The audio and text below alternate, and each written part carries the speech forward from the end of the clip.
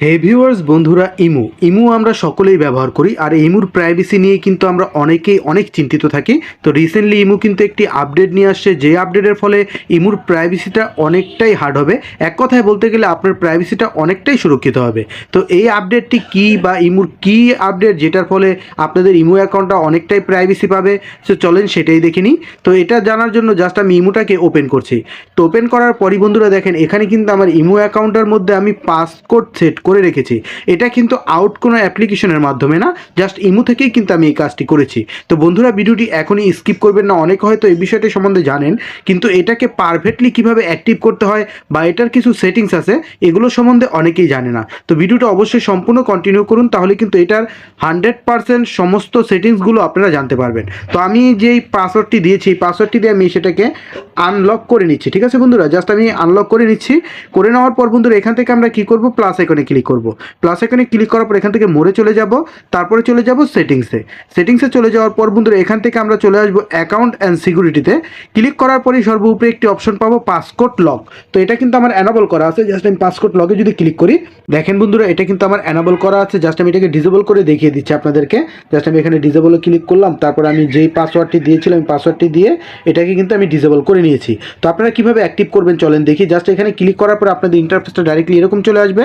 তারপরে এখান থেকে আপনার অ্যানাবলে ক্লিক করবেন। অ্যানাবলে ক্লিক করার পরই বন্ধুরা আপনাদের ইন্টারফেস এরকম দেখাবে। এখানে আপনি যে পাসকোডটি দিবেন, জাস্ট আমি যেটা দিয়েছিলাম সেটা আবার দিয়ে দিলাম।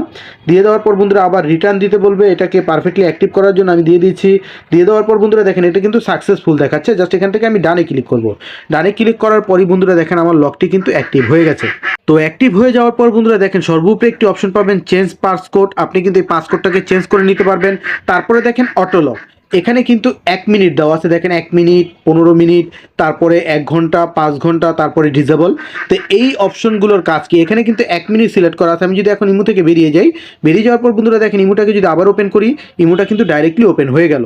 তো এখান থেকে যদি আমি এভরি টাইমে সিলেক্ট করে দিই, এভরি টাইমে সিলেক্ট করে দিলে কি হবে, জাস্ট এখন যদি আমি বেরিয়ে যাই, বেরিয়ে যাওয়ার পর বন্ধুরা আবার যদি ইমুটাকে ওপেন করি, ও মাই গড, এখন কিন্তু ইমুটা পারফেক্টলি লক হয়ে গেছে। তো জাস্ট আমি এখন যদি পাসকোডটি দেই, সরি আমি আমার পাসকোডটি দিয়ে দিলাম। দিয়ে দেওয়ার পর বন্ধুরা কিন্তু এটা অ্যাক্টিভ হয়ে গেল।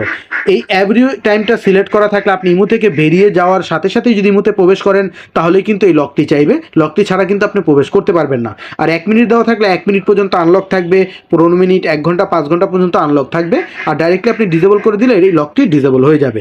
তো আপনারা অবশ্যই পারফেক্টলি বুঝতে পারছেন ইমুর যে পাসকোড লকটি আসছে, এই লকটি কীভাবে ব্যবহার করতে হবে আর এটার মাধ্যমে আপনার ইমুটা কীভাবে প্রাইভেসি পাবে। তো বন্ধুরা আশা করি এই ভিডিওটি আপনাদের কাছে খুবই ভালো লাগবে। ভিডিওটি ভালো লেগে থাকলে অবশ্যই লাইক দিয়ে দিবেন, অবশ্যই বেশি বেশি শেয়ার করবেন। আর আমাদের ফেসবুক পেজটাকে ফলো করে ইউটিউব চ্যানেলটাকে সাবস্ক্রাইব করে আমাদের সাথেই থাকবেন। ধন্যবাদ বন্ধুরা এতক্ষণ সাথে থাকার জন্য।